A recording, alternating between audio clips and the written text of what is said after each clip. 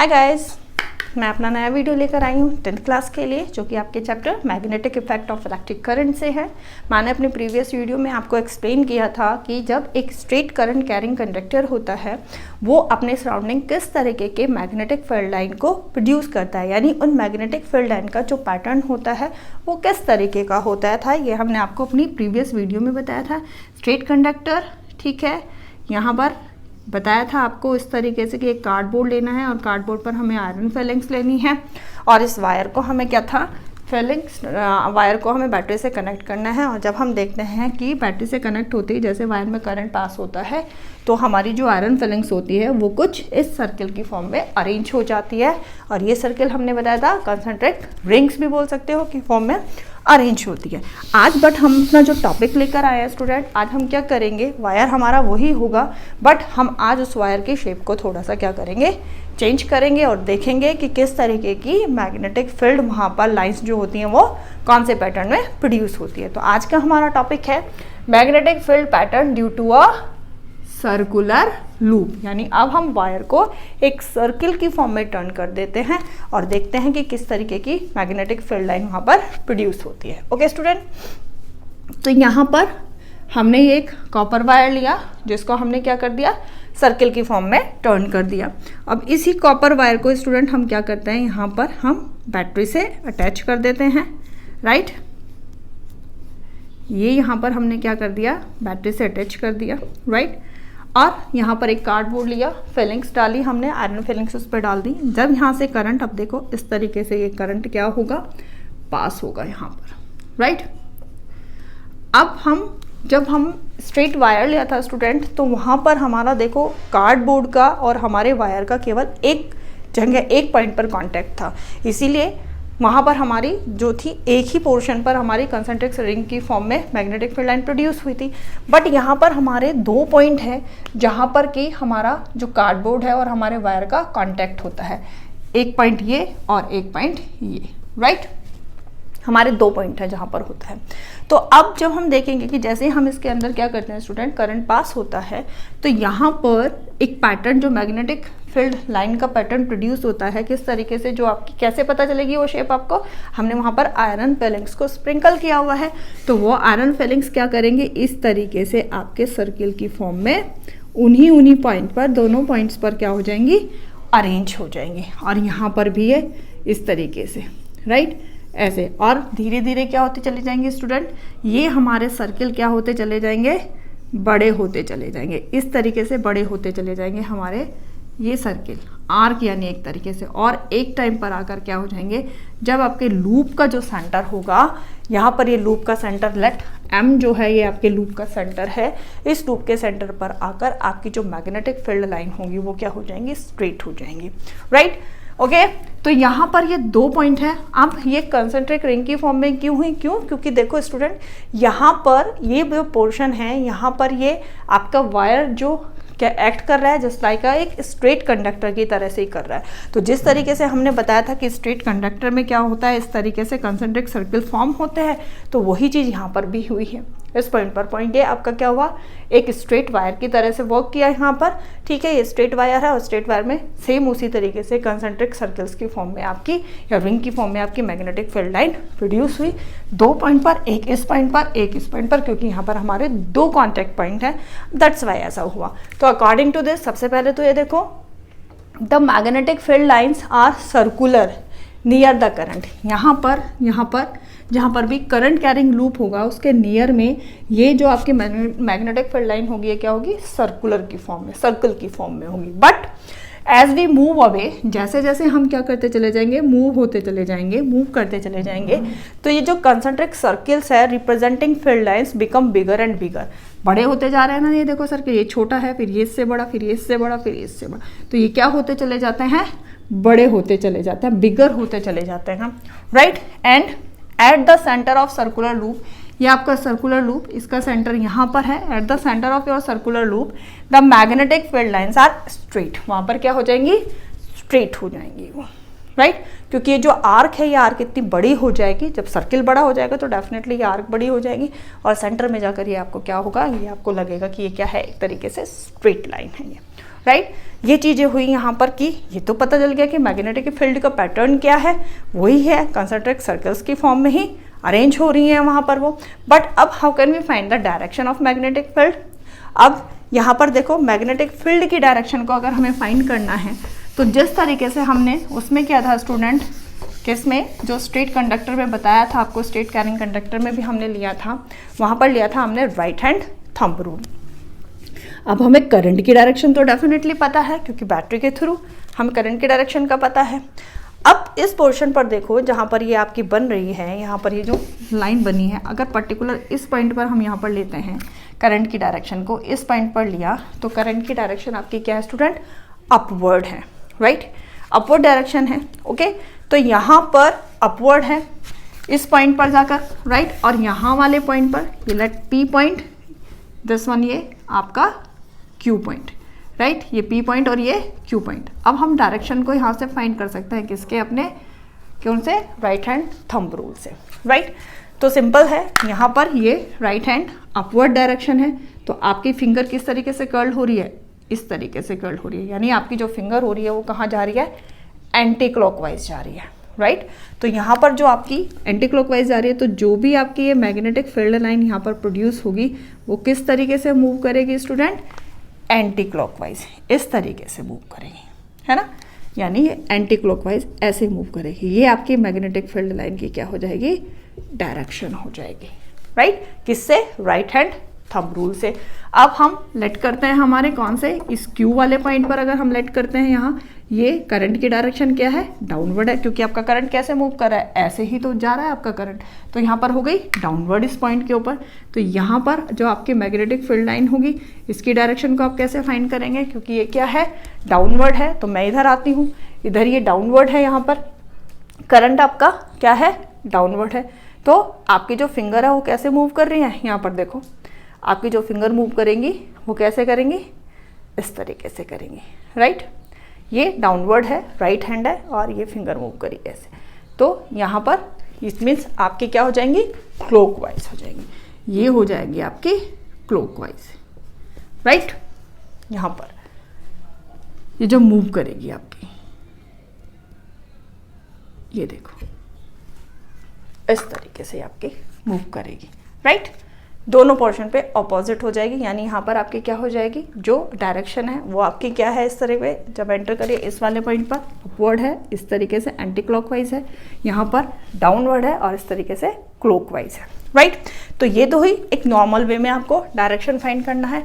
अब एक नया रूल होता है, एक स्टूडेंट, एक रूल और है आपका यहाँ पर, आपका क्लॉक फेस रूल। क्या होता है आपका, क्लॉक फेस रूल। अब यहाँ पर लेट करो कि हम इसको, जो आपकी ये लूप है, इस लूप को हम 2 इक्वल पार्ट्स में डिवाइड करते हैं। सेंटर से हमने इसको क्या कर दिया स्टूडेंट, डिवाइड कर दिया, ओके। और ये जो हमारा पार्ट हो गया, चलो मैं इसको पूरा नीट एंड क्लीन ही कर देते हैं, दोबारा से बनाते हैं इसको, थोड़ा सा छोटा भी बनाएंगे। यहाँ देखो, ये देखो, ये लूप बनाया हमने इस तरीके से, राइट। यहाँ पर यही सेम बैटरी से इसको हम क्या कर देते हैं, कनेक्ट कर देते हैं, ये पॉजिटिव ये नेगेटिव, तो डेफिनेटली करंट जो जा रहा है वो इस पोजीशन से ऐसे ऐसे ऐसे ऐसे ऐसे, ये आपका करंट जा रहा है। इसको हम 2 इक्वल पार्ट में डिवाइड कर देते हैं आपके लूप को, राइट। और एक पार्ट को ले लिया हमने आपका LHS और एक आपका ले दिया हमने RHS, राइट। अब सिंपल सी बात है, ये हमें पता है कि मैग्नेटिक फील्ड कहाँ प्रोड्यूस होता है, जहाँ पर मैग्नेट होती है। तो स्ट्रेट वायर भी वहाँ पर क्या कर रहा था, मैग्नेटिज्म प्रोड्यूस कर रहा था, मैग्नेटिक फील्ड अपने सराउंड प्रोड्यूस कर रहा था, तो वो स्ट्रेट वायर भी एक मैग्नेट की तरह से वर्क कर रहा था। अब यहाँ पर सर्कुलर लूप में भी आपका क्या हो रहा है स्टूडेंट, की मैग्नेटिक फील्ड यहाँ प्रोड्यूस हो रहा है, तो डेफिनेटली ये लूप भी आपका क्या होगा, मैग्नेट की तरह से वर्क करेगा। बट हम कह रहे हैं करेगा, लेकिन उसको प्रूव कैसे करेंगे। अब ये प्रूव करने के लिए हमें क्या होना चाहिए कि वी नो दैट कि मैग्नेट में पोल्स होते हैं, एक हमारा नॉर्थ पोल होता है, एक हमारा साउथ पोल होता है। ठीक है, नॉर्थ पोल से हमने क्या बताया था, कैसे डिसाइड किया था कि मैग्नेटिक फील्ड लाइन जो होती है वो नॉर्थ पोल से ओरिजिनेट होती है और साउथ पोल पर टर्मिनेट होती है। ठीक है, तो अब यहाँ देखते हैं पर्टिकुलर पॉइंट पर। देखो, अगर हमें इस पॉइंट पर देखना हो स्टूडेंट्स आपके, तो यहाँ करंट की डायरेक्शन अपवर्ड है, राइट। करंट की डायरेक्शन अपवर्ड हुई यहाँ पर, तो हमारी मैग्नेटिक फील्ड की डायरेक्शन क्या हुई, ये इनवर्ड जा रही है। यानी बाहर से अगर ये है तो बाहर से कहाँ आ रही है, ऐसे आ रही है, अंदर आ रही है। देखो, बाहर से अंदर आ रही है, यानी इस पॉइंट पर हमारी जो मैग्नेटिक फील्ड लाइन है वो क्या हो रही है, ओरिजिनेट हो रही है। क्यों, क्योंकि कैसे आ रही है, ये बाहर से अंदर ऐसे आ रही है, बाहर से इस तरीके से अंदर आ रही है, दिखाई दे रहा है। तो यानी कहाँ जा रही है, यहाँ से ये यहाँ से ऐसे इनसाइड, आपके लूप के इनसाइड, अगर ये स्क्रीन मानो तो यानी स्क्रीन के अंदर जा रही है। यहाँ से कर्ल करते हैं तो इस तरीके से अंदर जाती है। तो इट मीन्स यहाँ से ओरिजिनेट हो रही है और यहाँ पर क्या हो रही है, आपकी जो मैग्नेटिक फील्ड लाइन है वो यहाँ पर क्या हो रही है स्टूडेंट, टर्मिनेट हो रही है। तो डेफिनेटली जिस भी ओरिजिनेट जिस पोल पर हमारी मैग्नेटिक फील्ड लाइन टर्मिनेट होती है वो साउथ पोल होता है, और जिससे ओरिजिनेट होती है वो आपका क्या होता है, नॉर्थ होता है, राइट। तो यहाँ पर यानी अगर मैं लूप के इस फेस की बात करूँ जो हमने हाफ डिवाइड किया है, यहाँ पर अंदर का जो है ये आपका साउथ पोल और ये आपका आउटसाइड वाला नॉर्थ पोल। तो पोल डिसाइड हो गए, तो यानी मैग्नेट की तरह से ये वर्क करेगी। अब ये तो हुई आपकी LHS की बात। अब हम चलते हैं RHS की साइड। RHS साइड में देखो, पर्टिकुलर इस पोर्शन पर आओ, राइट। यहाँ पर करंट की डायरेक्शन क्या है स्टूडेंट, डाउनवर्ड है। करंट की डायरेक्शन क्या है, यहाँ पर डाउनवर्ड है, राइट। तो अब मेरी जो फिंगर है, ये जब करंट की डायरेक्शन क्या हो गई, यहाँ पर डाउनवर्ड हो गई, तो अब मेरी जो फिंगर है वो किस तरीके से मूव करेंगी, ऐसे मूव कर रही है। यानी क्या कर रही है, स्क्रीन से ऐसे स्क्रीन के अंदर जा रही है। यहाँ से देखो ये डाउनवर्ड है, ये डाउनवर्ड डायरेक्शन हो गई करंट की, और कहाँ जा रही है, यहाँ पर भी बाहर से ओरिजिनेट हो रही है और यहाँ पर टर्मिनेट हो रही है। देख रहे हो, ये जब ऐसे मूव करेगी, ये इस तरीके से मूव करेगी, करंट की डायरेक्शन डाउनवर्ड है, तो ये क्या हो रही है, आउटसाइड से ओरिजिनेट होकर स्क्रीन के अंदर जा रही है। तो यहाँ पर भी क्या होगा, इट मीन्स ये टर्मिनेट हो रही है यहाँ पर, तो ये भी साउथ पोल, और बाहर से ओरिजिनेट हुई तो ये आपका क्या हुआ, नॉर्थ पोल। ठीक है, ये कंडीशन कब आई है, जब आपका जो लूप है उसके अंदर, लूप के अंदर जो करंट है वो कैसा है स्टूडेंट, आपका क्लॉकवाइज है ना, ये क्लॉकवाइज जा रहा है। तो उस कंडीशन में आपका जो इनर है, जो लूप का इनर वाला पार्ट है वो होता है आपका जो लूप, फेस ऑफ लूप होता है। क्या कहते हैं हम उसको, फेस ऑफ लूप। तो इस तरीके के क्वेश्चंस बहुत आते हैं कि अगर हमारे सर्कुलर लूप में जो करंट की डायरेक्शन है वो क्लॉकवाइज है तो हमारा लूप का फेस क्या होगा। तो आप बहुत इजीली अब जवाब दे सकते हो कि अगर करंट की डायरेक्शन क्या हो रही है हमारी, क्लॉकवाइज है, तो हमारा ये कौन सा है, साउथ फेस। क्यों, क्योंकि इनर वाला क्या कर रहा है, साउथ पोल रिप्रेजेंट कर रहा है। ये बताया क्यों कर रहा है कि यहाँ पर करंट की डायरेक्शन अपवर्ड है, करंट की डायरेक्शन अपवर्ड है, तो इट मीन्स फिंगर बाहर से अंदर की तरफ कर्ल हो रही है, यहाँ से ओरिजिनेट हुई और कहाँ आकर हो गई, अंदर आकर टर्मिनेट हो गई। तो ये साउथ पोल, ये नॉर्थ पोल। दूसरी डायरेक्शन में जब हम चले LHS साइड, यहाँ पर हमारी करंट की डायरेक्शन क्या है स्टूडेंट, डाउनवर्ड है। करंट की डायरेक्शन क्या है हमारी, ये डाउनवर्ड है, राइट। तो यहाँ से भी क्या हो रही है, बाहर से मूव कर रही है और अंदर की तरफ टर्मिनेट, यहाँ से ओरिजिनेट हुई और अंदर की तरफ टर्मिनेट। तो ये नॉर्थ पोल और ये साउथ पोल। तो जब हमारी यानी करंट की डायरेक्शन हमारी कॉइल के अंदर क्या होगी, क्लॉकवाइज होगी, तो हमारा ये हो जाएगा साउथ, यानी फेस ऑफ लूप क्या हो जाएगा, साउथ हो जाएगा, ऐसा हो जाएगा। अब चेंज करके देखते हैं, यहीं पर ही देखो कैसे करते हैं कि हम अब बैटरी जो है चेंज कर देते हैं यहाँ पर, यानी करंट की डायरेक्शन को स्टूडेंट हम यहाँ पर क्या करेंगे, चेंज कर देते हैं। करंट की डायरेक्शन को रखना सेम वही है, 2 पार्ट में ही डिवाइड करेंगे। ये बना दिया हमने लूप, राइट, लेकिन यहाँ पर हम क्या करेंगे, करंट की डायरेक्शन को चेंज करेंगे।